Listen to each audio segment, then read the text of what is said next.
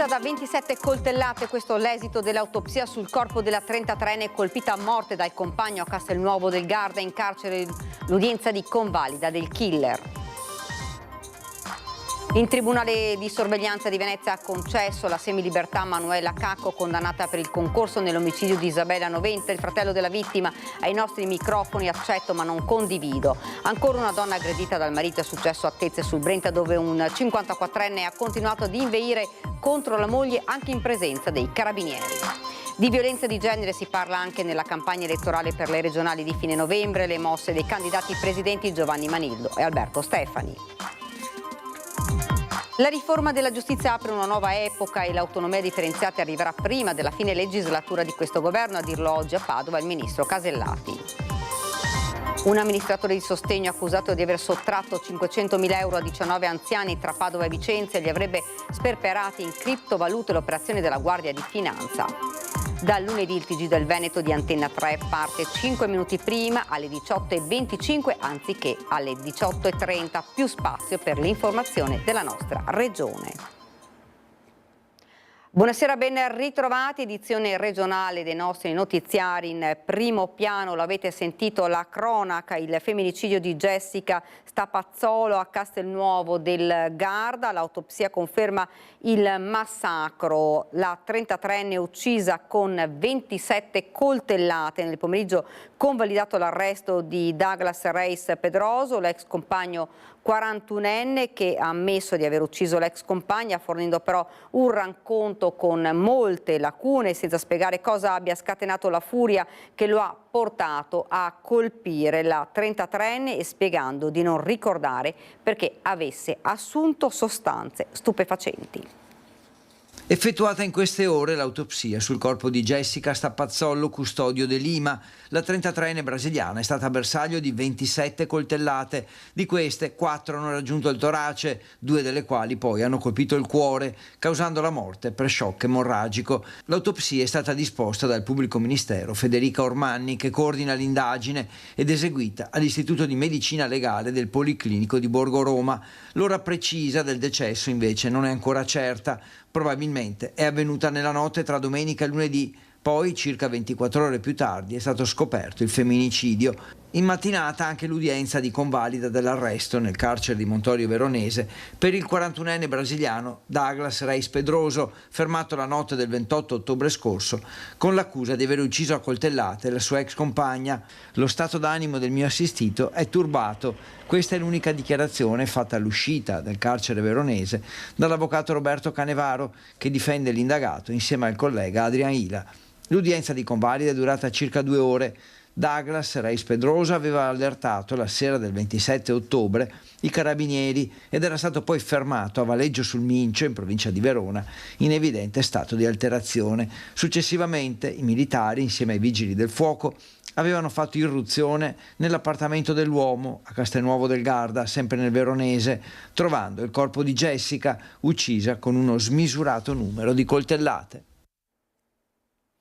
Il Tribunale di Sorveglianza di Venezia ha concesso la semilibertà a Manuela Cacco, condannata per il concorso nell'omicidio di Isabella Noventa. Il fratello della vittima: ai nostri microfoni accetto ma non condivido. Semilibertà per Manuela Cacco, condannata a 16 anni e 10 mesi per il concorso nell'omicidio di Isabella Noventa, avvenuto nel gennaio del 2016 e per il quale sono in carcere anche Freddy e Deborah Sorgato.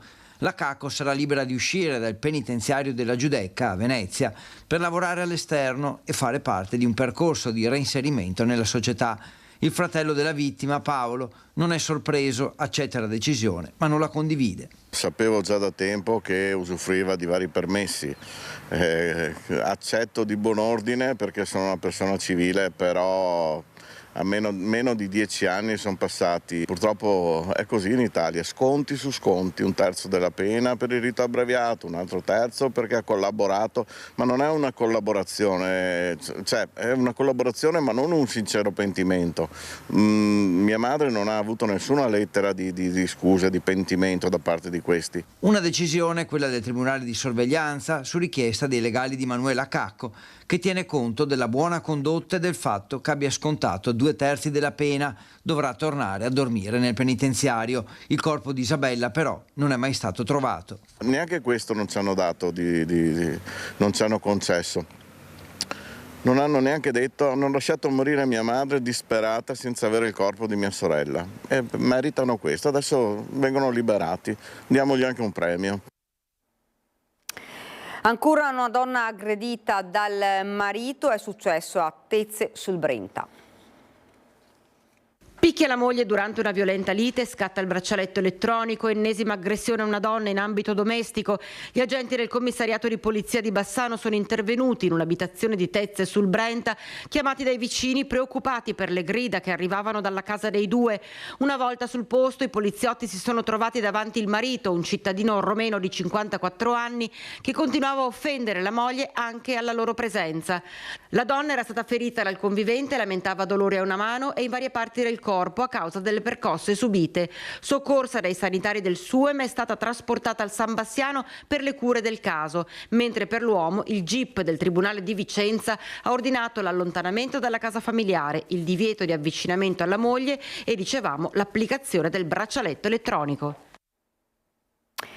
Il femminicidio di Verona e le reazioni della politica. Serve un monitoraggio sui braccialetti elettronici, inaccettabile che non funzionino, dice ai nostri microfoni il candidato presidente del centro-destra Alberto Stefani, che parla poi di violenza di genere.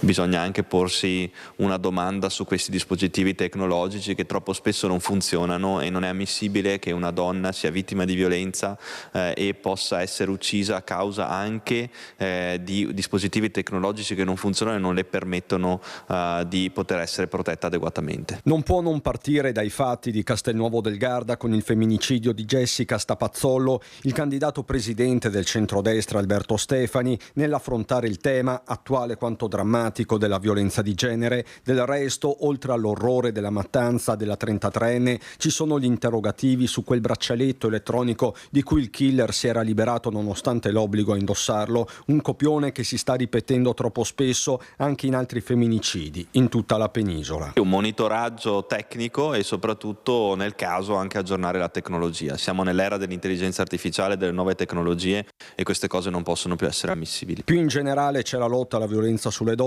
con il candidato presidente che la mette tra le priorità la Regione del Resto ha competenze specifiche ed esclusive sia sul fronte sociale che sanitario. Potenziare le strutture e gli operatori, quindi garantire la maggiore assistenza possibile, perché molte volte i problemi relativi alla violenza di genere non emergono proprio a causa dell'incapacità o dell'impossibilità di denunciare, e questo è assolutamente fondamentale. Per questo garantire delle strutture che forniscano protezione alla vittima di violenza e possano aiutarla poi nel processo di ricostruzione di una vita e eventualmente anche di denuncia dell'aggressore. Assolutamente fondamentale mettere in rete tutte le strutture e le associazioni che possono contribuire a questo fine, e bisogna già ricordare che la Regione Veneto ha già fatto tanto, bisogna proseguire lungo questa strada.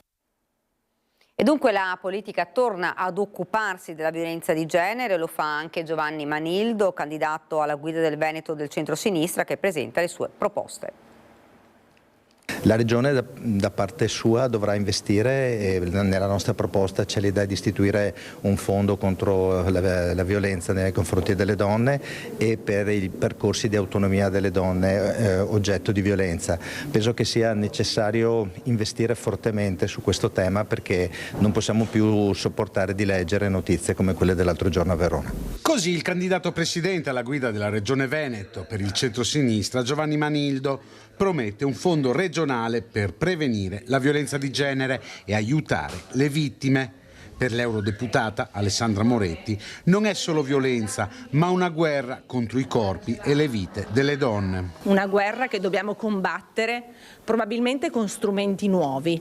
Non bastano la severità delle pene, che servono sicuramente, non bastano nuove forme di reato, serve investire nella formazione, serve investire nell'educazione nelle scuole, nel lungo periodo certamente, ma dobbiamo dobbiamo fare un salto di qualità e questa deve essere una battaglia che appartiene a tutte e a tutti. Prevenzione ed educazione, questa è la strada da seguire per fermare la violenza di genere, secondo gli esponenti Dem, che si dicono dispiaciuti dalle recenti prese di posizione del ministro dell'istruzione Giuseppe Valditara. L'educazione all'affettività è qualcosa che mi dispiace molto, le ultime misure del ministro Valditara. Educare all'affettività, educare al rifiuto, educare al rispetto dell'altro è fondamentale. Dobbiamo attuare tutti un percorso che cambi una cultura veramente pericolosa.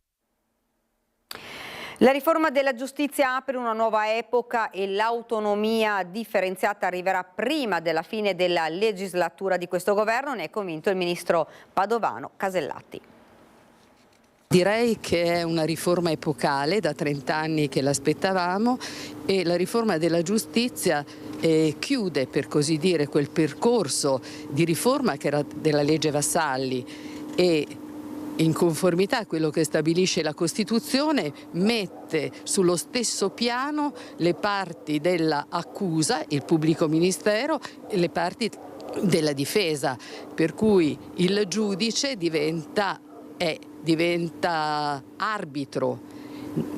Questo diciamo che è la grandissima novità e che vuole significare che le parti devono avere un uguale trattamento e quindi credo che questo creerà una maggiore fiducia da parte degli italiani nel sistema giustizia. Questa è una riforma che era già stata proposta dalla sinistra, quindi il fatto di opporsi per opporsi non fa bene alla dialettica politica. Anche il processo sull'autonomia è un processo lento, diciamo che tutte le riforme sono lente. Io penso che sia il premierato, che sono le altre due grandi riforme, sia l'autonomia differenziata arrivi per la fine legislatura. Continuiamo con la cronaca. Un amministratore di sostegno operante tra Padova e Vicenza è stato accusato di aver sottratto 500.000 euro a 19 anziani.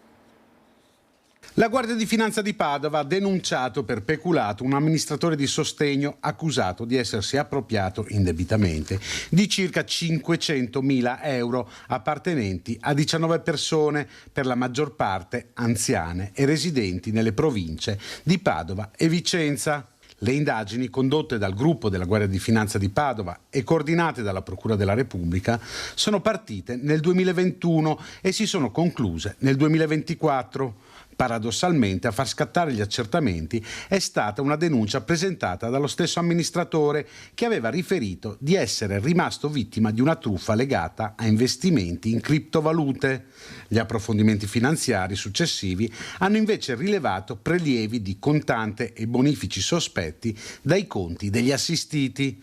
Su disposizione della Procura è stato eseguito un sequestro preventivo d'urgenza per un valore pari al profitto del reato, poi convalidato dal giudice per le indagini preliminari del Tribunale di Padova.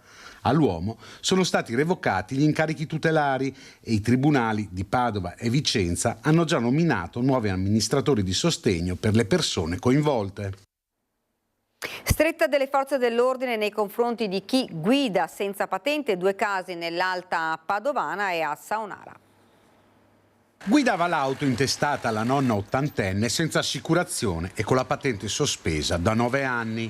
Guai per una 53enne residente a Padova, sanzionata dagli agenti della polizia locale della Federazione del Campo Sampierese. L'auto è stata intercettata dal Targa System mentre passava per il centro di Campo Sampiero. Il sistema ha rivelato l'assenza di copertura assicurativa. Gli agenti della polizia locale però non erano riusciti a fermare il mezzo, intestato a una donna di 80 anni residente a Cadoneghe.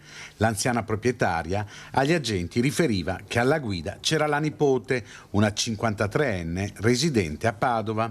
Nel frattempo la conducente aveva provveduto a rinnovare l'assicurazione, ma nonostante le richieste della polizia non ha mai fornito la patente di guida. Da ulteriori indagini è emerso che la patente della donna era stata sospesa nel 2016 perché non si era presentata alla commissione medica locale per la revisione del documento. La 53enne è stata quindi sanzionata sia per guida con patente sospesa, sia per la circolazione senza copertura assicurativa al momento del transito.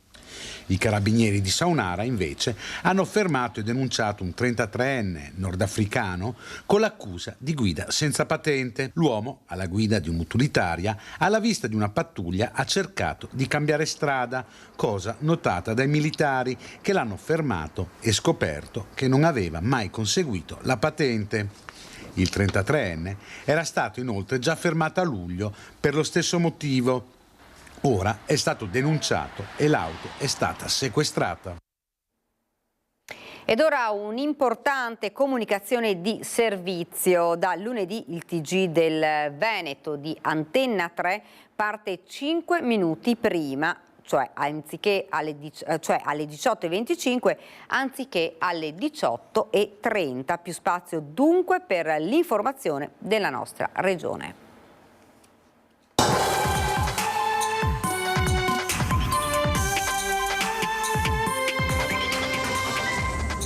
5 minuti possono fare la differenza, soprattutto per un Veneto che corre e tutto da raccontare. 5 minuti in più per informarvi, come sempre, più di sempre, rigorosamente in diretta. Per questo da lunedì il TG del Veneto di Antenna 3 anticipa i tempi, non più alle 18:30 ma alle 18:25. Più spazio per la cronaca, l'attualità, la politica, in un mese tra l'altro cruciale per la nostra regione in vista delle elezioni del 23 e 24 novembre. Un dovere esserci, un dovere dare voce a tutti. Alle 18:25 quindi le notizie principali del Veneto passano prima per Antenna 3 con servizi, collegamenti in diretta, aggiornamenti dell'ultima ora. Le nostre redazioni sono pronte a fare uno sforzo ulteriore e garantirvi ancora una volta un'informazione libera, plurale, obiettiva, sempre ancorata ai territori. Appuntamento dunque alle 18:25 per il TG Veneto di Antenna 3.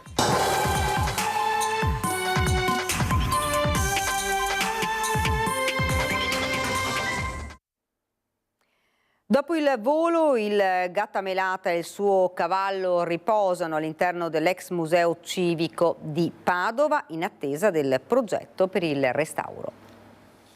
Credo che tutti gli occhi del mondo si appuntino su questo capolavoro di Donatello così rappresentativo. Qualche settimana fa è già stato smontato il monumento, è già stato portato in ricovero. Ci piace utilizzare queste immagini in scuderie in attesa appunto del progetto di restauro e poi del lavoro vero e proprio di conservazione di quest'opera così rappresentativa.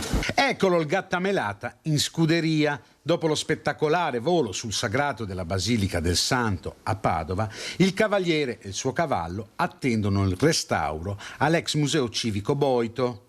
Ora si aspetta il progetto definitivo che verrà redatto nei prossimi mesi e da lì si capirà se tornerà in piazza o resterà in museo. Il monumento è composto tanto della parte bronzea, la più illustre, quella più attenzionata, ma anche della parte lapidea, del basamento con i rilievi scultorei, che peraltro è quello che porta la firma di Donatello, e il destino naturalmente dovrà essere concepito in maniera unitaria. Molto dipenderà anche dalle condizioni del basamento. Durante lo spostamento i tecnici avevano installato dei sensori per cogliere le possibili problematiche che avrebbero potuto crearsi all'opera di Donatello. Problemi che non sono stati riscontrati. I sensori applicati dagli ingegneri che hanno collaborato, perché era una grande squadra ovviamente, hanno misurato dei movimenti infinitesimali e quindi